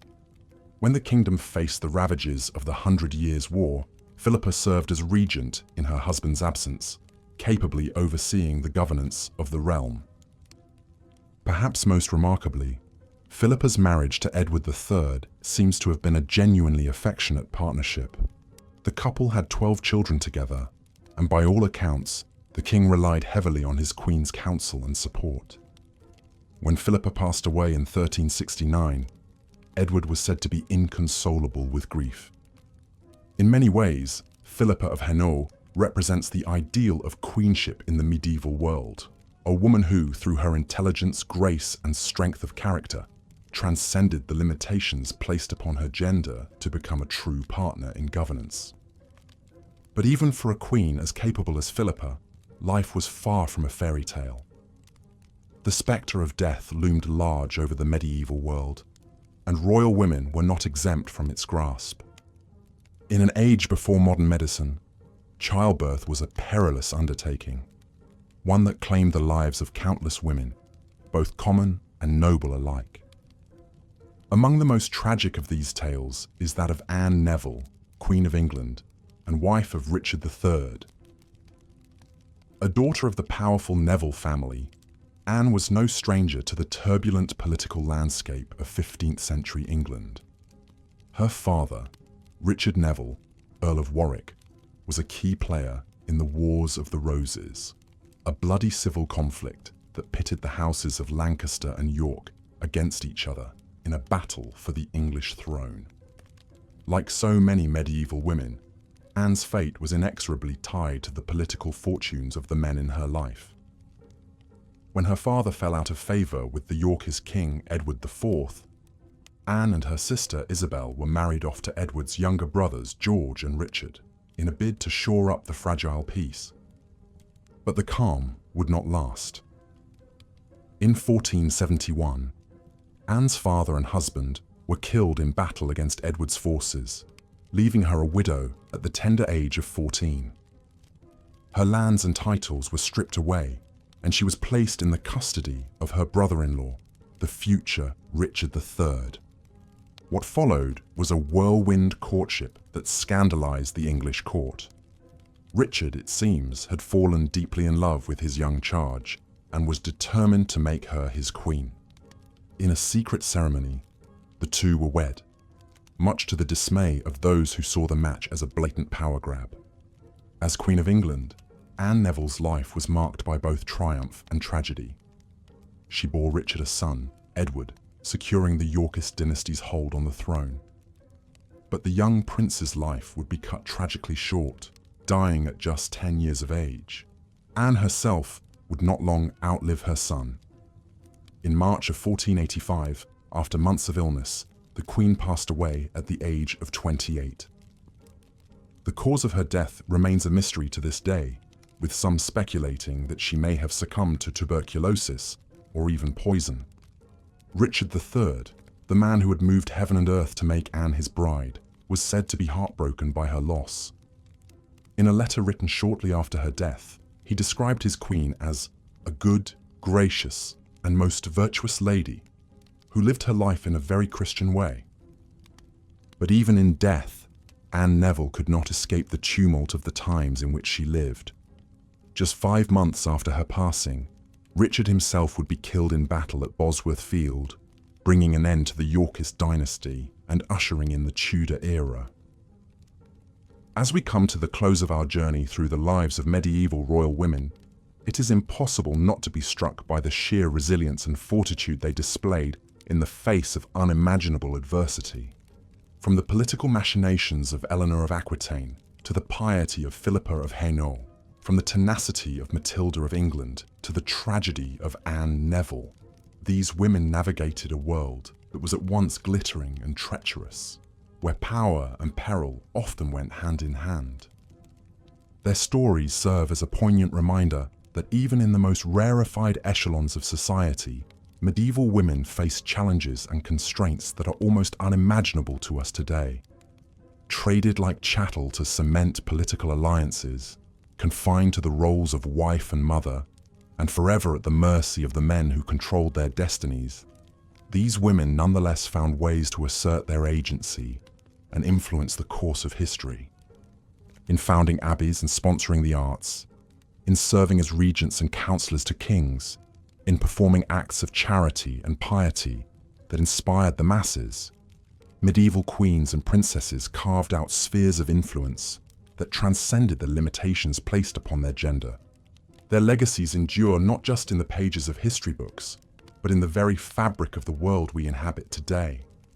From the soaring arches of Gothic cathedrals to the hallowed halls of ancient universities, the imprint of medieval queenship can be seen and felt across the centuries. So the next time you find yourself wandering through a crumbling castle, keep, or admiring a luminous work of medieval art, take a moment to remember the women whose stories are so often left untold.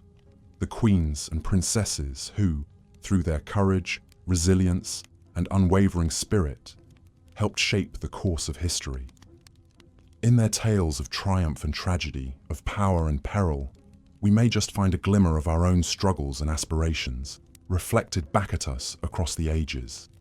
For in the end, the human experience is one that transcends time and place, connecting us all in a tapestry of shared hopes, dreams, and challenges. And so we come to the end of our journey through the annals of medieval queenship.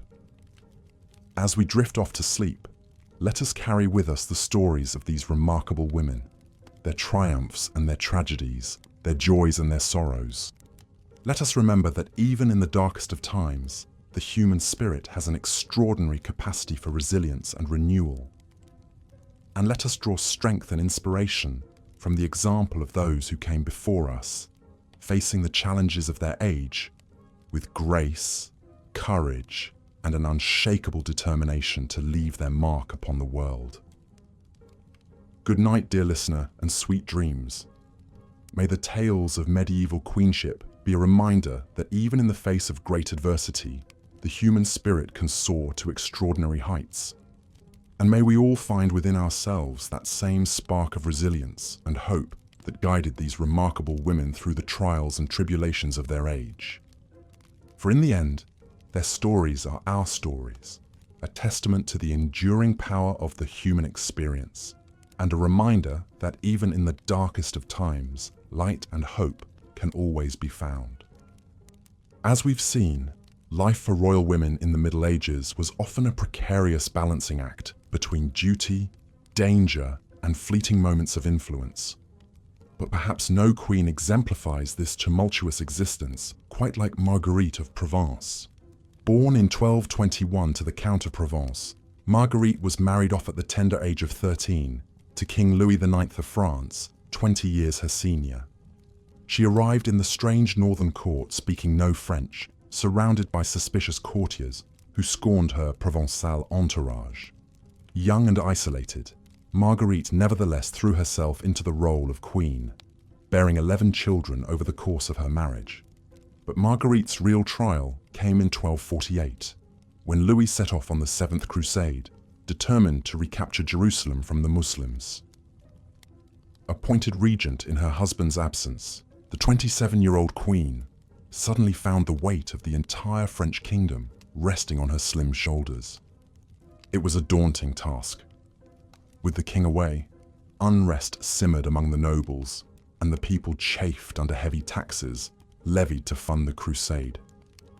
Marguerite had to use all her wit and charm to keep the peace, making strategic appointments, negotiating with fractious lords, and representing the monarchy with grace and steel. But even as she grew into her power, danger lurked around every corner. Assassins were an ever-present threat. One of Marguerite's own cousins was murdered in his bed, and there was always the risk that Louis might not return from the crusade at all, leaving her son's claim to the throne vulnerable. Thankfully, Louis did come back in 1254, his army decimated by battle and disease. But Marguerite's relief was short-lived. A few years later, the pious king announced his intention to embark on yet another crusade. This time, over Marguerite's strenuous objections, he insisted she accompany him. And so in 1270, the 49-year-old queen found herself on a ship bound for Tunis, knowing full well the perils that lay ahead. Her worst fears were realized when dysentery swept through the Crusader camp, striking down king and commoner alike. Louis IX breathed his last in a sweltering tent outside the walls of Tunis, leaving Marguerite grief-stricken and alone in a foreign land, far from home. But even in her despair, the queen summoned her strength one last time. With the same fortitude that had seen her through decades of tumult, Marguerite rallied the Crusaders and negotiated a treaty with the Emir of Tunis. Only then did she accompany her husband's body back to France for burial in the Basilica of Saint-Denis. Marguerite spent her final years in quiet piety, withdrawing to a convent she had founded. She had endured a lifetime of uncertainty and loss, always striving to hold the center amid the chaos. Her story reminds us of the remarkable resilience of these medieval queens, who navigated the razor's edge between power and peril with grace under unimaginable pressure. But Marguerite of Provence was far from the only royal woman to leave her mark on the Middle Ages. Across the Channel in England, another formidable queen was carving her own path through the tangle of medieval politics. Her name was Eleanor of Castile, and she was in many ways the archetypal medieval queen, beautiful, pious, and utterly devoted to her husband, King Edward I. But beneath that conventional surface beat the heart of a truly exceptional woman. Like so many royal brides, Eleanor was sent to England at a young age, betrothed to the future Edward I when she was just 12 years old. But this Spanish infanta quickly adapted to her new home, winning widespread admiration for her grace, learning, and charity.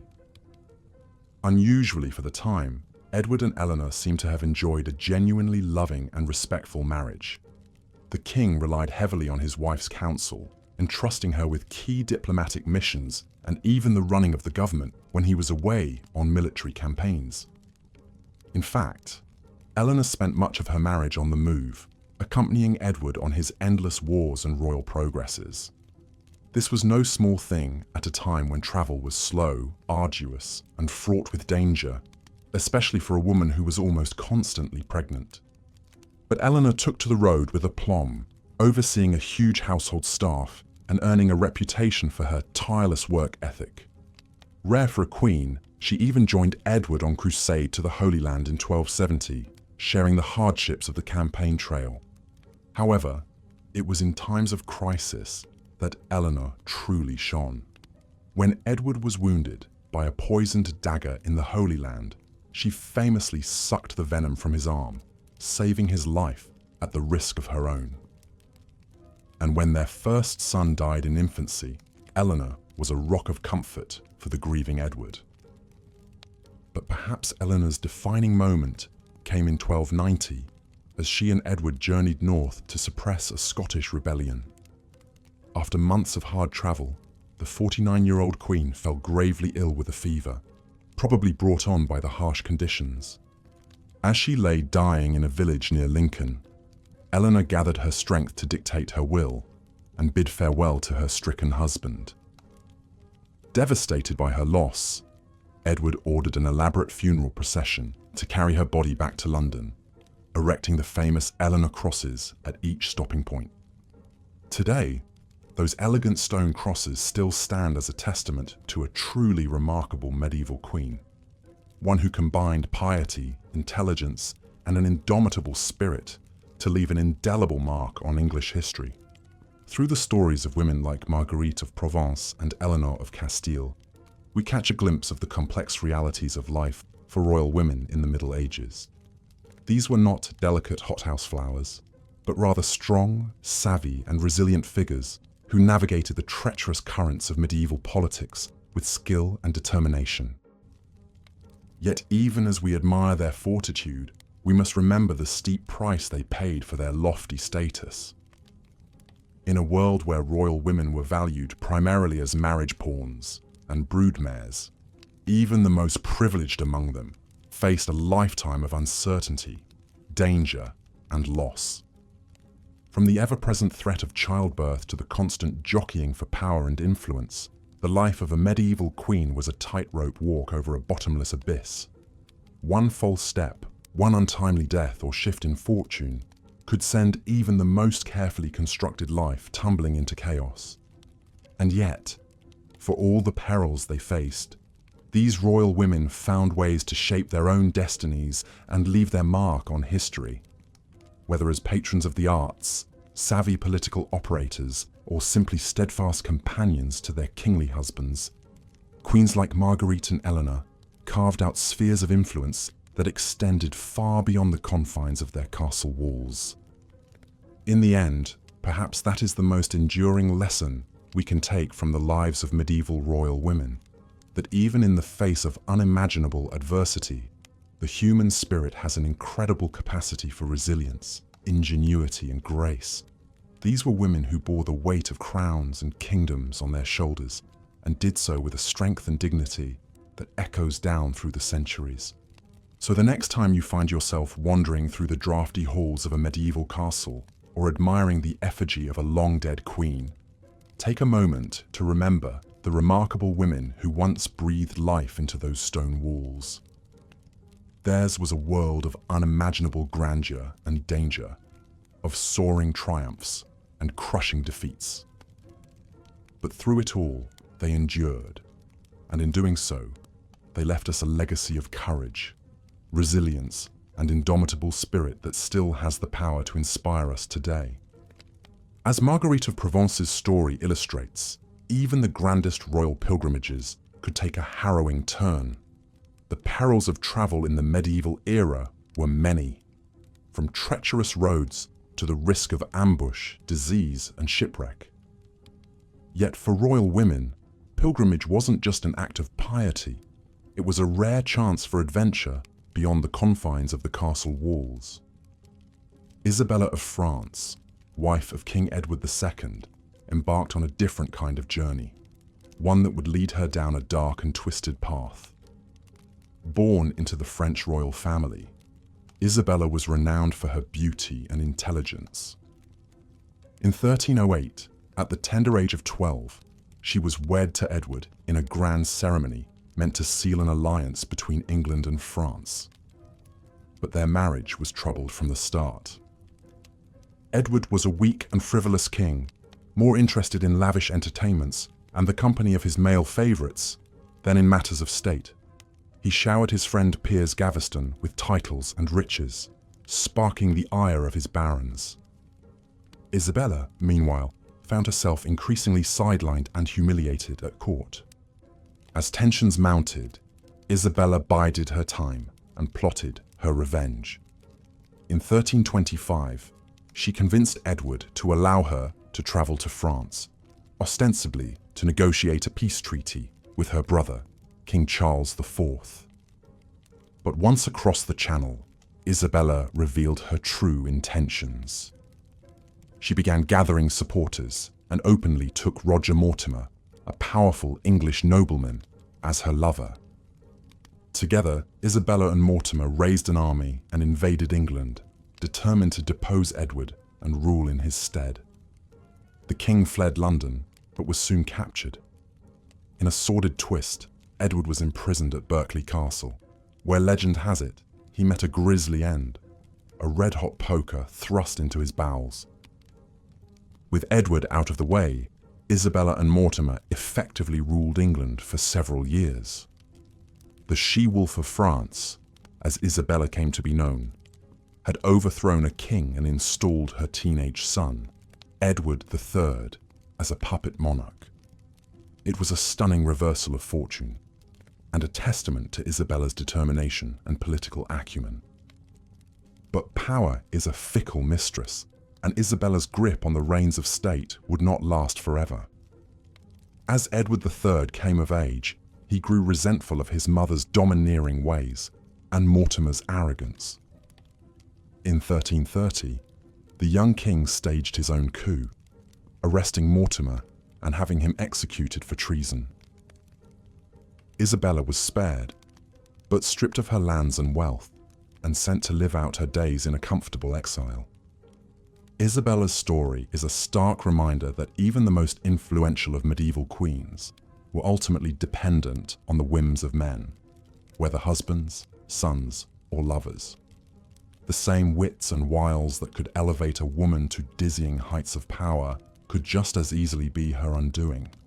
As the Middle Ages drew to a close, the lives of royal women began to change in subtle but significant ways. The Renaissance ushered in new ideas about education and the arts, and noble ladies increasingly pursued learning for its own sake. Queens like Elizabeth I of England and Isabella I of Castile would wield power in their own right, reshaping the political landscape of Europe. Yet even as the old feudal order crumbled, medieval ideals of femininity and queenship cast a long shadow. royal women were still prized for their beauty, their fertility, and their piety above all else. They navigated a treacherous world where power was precarious and danger lurked around every corner. From Matilda's tenacious fight for the English crown to Isabella's ruthless bid for vengeance, the stories of medieval queens are filled with drama, intrigue, and astonishing resilience in the face of overwhelming odds. These women were more than just pretty faces or political pawns. They were mothers, warriors, scholars, and leaders in their own right. And so we come to the end of our journey through the turbulent lives of royal women in the Middle Ages. In drafty halls and sumptuous chambers, on windswept battlefields and arduous pilgrimages, these remarkable ladies left an indelible mark on history. As we drift off to sleep, let us dream of their triumphs and lament their tragedies, and marvel at the indomitable spirit that carried them through an age of iron and blood. Good night, dear listener, and sweet dreams of fair maidens and fierce queens. As the sun began to set over the rolling English countryside, casting a warm glow on the stone walls of the castle, we return once more to our exploration of the lives of royal women in the Middle Ages. The halls of power were often lonely and perilous places for even the most privileged of ladies. One such formidable woman was Isabella of France, who would come to be known as the She-Wolf of France for her tenacity and cunning. Born into the French royal family in 1295, Isabella was married off to King Edward II of England at the tender age of 12 as part of a diplomatic alliance. But their marriage was tumultuous from the start. Edward was rumoured to prefer the company of his male favourites, particularly the unpopular Piers Gaveston, over that of his young bride. Isabella, feeling scorned and isolated in a foreign court, was left to navigate the treacherous waters of English politics largely on her own. But navigate them she would, with a skill and determination that would make her one of the most influential figures of the 14th century. As tensions mounted between Edward and his barons, who resented the power and influence he bestowed upon Gaveston, Isabella found herself caught in the middle. She reportedly pleaded with her husband to send Gaveston away for his own safety, but Edward refused. In 1312, the barons took matters into their own hands and had Gaveston executed, much to the king's anguish and rage. In the years that followed, Isabella would bear Edward 4 children, including the future King Edward III. But their marriage continued to deteriorate, exacerbated by Edward's ineffective rule and the growing influence of his new favourite, Hugh Despenser the Younger. By 1325, Isabella had had enough. Under the pretext of negotiating a peace treaty with France, Isabella travelled to her homeland and refused to return. There she began plotting to depose her husband with the aid of her lover, Roger Mortimer, and her son, Prince Edward. In 1326, they invaded England with a small army, quickly gaining support from disaffected nobles. Facing little resistance, Isabella and Mortimer seized power, forcing Edward II to abdicate in favour of his son. The deposed king was imprisoned and later died under mysterious circumstances, with many speculating that he had been murdered on Isabella's orders. For the next 4 years, Isabella and Mortimer would effectively rule England as regents for the young Edward III. It was a remarkable reversal of fortune for a woman who had begun her life as a political pawn. Through her intelligence, perseverance, and bold actions, Isabella had become one of the most powerful figures in England, subverting the traditional gender roles of her time. Her story serves as a reminder that even in the male-dominated world of medieval politics, there were women who found ways to exert their influence and shape the course of history. But Isabella's grip on power was not to last. As Edward III came of age, he grew resentful of Mortimer's control over his government. In 1330, the young king staged a coup, having Mortimer arrested and executed. Isabella, while spared her lover's fate, was effectively removed from power and spent the remainder of her life in comfortable retirement. As night falls over the peaceful English landscape, we are reminded of the many royal women like Isabella, who navigated the complex and often treacherous world of medieval politics. Their stories are ones of resilience, courage, and the unending struggle for agency in a society that often sought to deny it to them. In our next tale, we will meet another remarkable woman whose piety and patronage would leave an indelible mark on the cultural landscape of medieval England. Philippa of Hainault, wife of Edward III, may not have wielded a sword or led armies into battle, but her influence would be felt in the realms of art, literature, and religion for generations to come. As we prepare to explore Philippa's story, let us take a moment to reflect on the lives of these royal women, the challenges they faced, the triumphs they achieved, and the legacies they left behind. In a world that was so often set against them, their determination and strength continue to inspire us to this day. But for now, let us rest and allow the gentle embrace of sleep to transport us back to a time long past, where the stone walls of castles stood tall against the horizon and the echoes of history whispered through the ages. Good night and pleasant dreams. As we reflect on the precarious positions, political pawning, and lack of autonomy that marked the lives of royal women in medieval times, it's worth taking a closer look at some of the strong-willed queens who managed to carve out real spheres of influence despite the odds stacked against them. One of the most notable examples is Isabella of France, whose story is as dramatic and tumultuous as any soap opera plot. Born into the French royal family in 1295, Isabella was married off to King Edward II of England at the tender age of 12 as part of a diplomatic alliance. But their marriage was far from a fairy tale romance. Edward was notorious for his close male favourites, including the unpopular Hugh Despenser the Younger. As tensions mounted, Isabella found herself increasingly sidelined and mistreated by her husband and his inner circle. But rather than resign herself to a life of misery, this feisty French princess decided to take matters into her own hands. In 1325, Isabella travelled to France under the guise of a diplomatic mission, but it soon became clear that she had other plans in mind. Joining forces with her lover, the exiled English baron Roger Mortimer, Isabella raised an army and launched an invasion of England to depose her husband. Talk about a woman scorned. Their campaign was a resounding success. Edward II was forced to abdicate the throne in favour of his young son, Edward III, with Isabella and Mortimer ruling as regents. For a few short years, this formidable pair held the reins of power in England. It was a remarkable reversal of fortune for a woman who had once been little more than a pawn in the political machinations of men.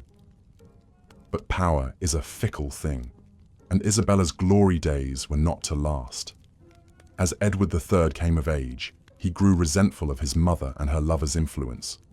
In 1330, he staged his own coup, arresting Mortimer and executing him for treason. Isabella was spared, but forced into a quiet retirement, living out the rest of her days in relative obscurity. While Isabella's story is certainly one of the more dramatic examples, she was far from the only medieval queen to wield real political clout. In fact, during times of war or crusades, when kings were often away for long periods, it was not uncommon for queens to step up and rule as regents in their stead. One such queen was Blanche of Castile, who served as regent of France on 2 occasions during the 13th century. A Spanish princess by birth, Blanche was married to King Louis VIII of France at the age of 12. When Louis died just 12 years later, Blanche found herself in the challenging position of ruling on behalf of her young son, Louis IX. Despite facing opposition from rebellious barons who resented being governed by a woman, Blanche proved to be a capable and effective ruler. She quelled uprisings, negotiated treaties, and even personally led troops into battle when necessary. Under her guidance, France enjoyed a period of relative stability and prosperity. Blanche would once again take up the mantle of leadership when her son embarked on the Seventh Crusade in 1248. For 6 years, she governed France as regent, steering the country through the challenges of her son's prolonged absence. By the time Louis IX returned in 1254, Blanche had cemented her reputation as one of the most powerful and influential women of her time. Of course, not all medieval queens were able to translate their positions of prominence into real political power. Many found themselves constrained by the same rigid gender roles and expectations that limited the lives of women throughout society. For example, Elizabeth Woodville, the wife of King Edward IV of England, faced significant backlash for her perceived influence over her husband. As a commoner who had married into royalty, Elizabeth was resented by the old nobility who saw her family's rise to prominence as a threat to their own power. Despite the fact that Edward clearly relied on Elizabeth as a trusted advisor and confidant, she was painted as a grasping, ambitious woman who had overstepped her bounds. After Edward's death, Elizabeth's enemies wasted no time in turning against her, imprisoning her and executing her brother and sons on trumped-up charges of treason. So while some medieval queens were able to defy the odds and carve out real spheres of influence, they still had to tread carefully in a world that was deeply suspicious of female power. The precarious nature of their positions meant that even the most capable and accomplished women could find themselves quickly toppled from grace. It's a harsh reality that speaks to the incredible challenges faced by royal women in the Middle Ages. Theirs was a world of constant uncertainty, where the fortunes of even the most high-born ladies could shift on a dime.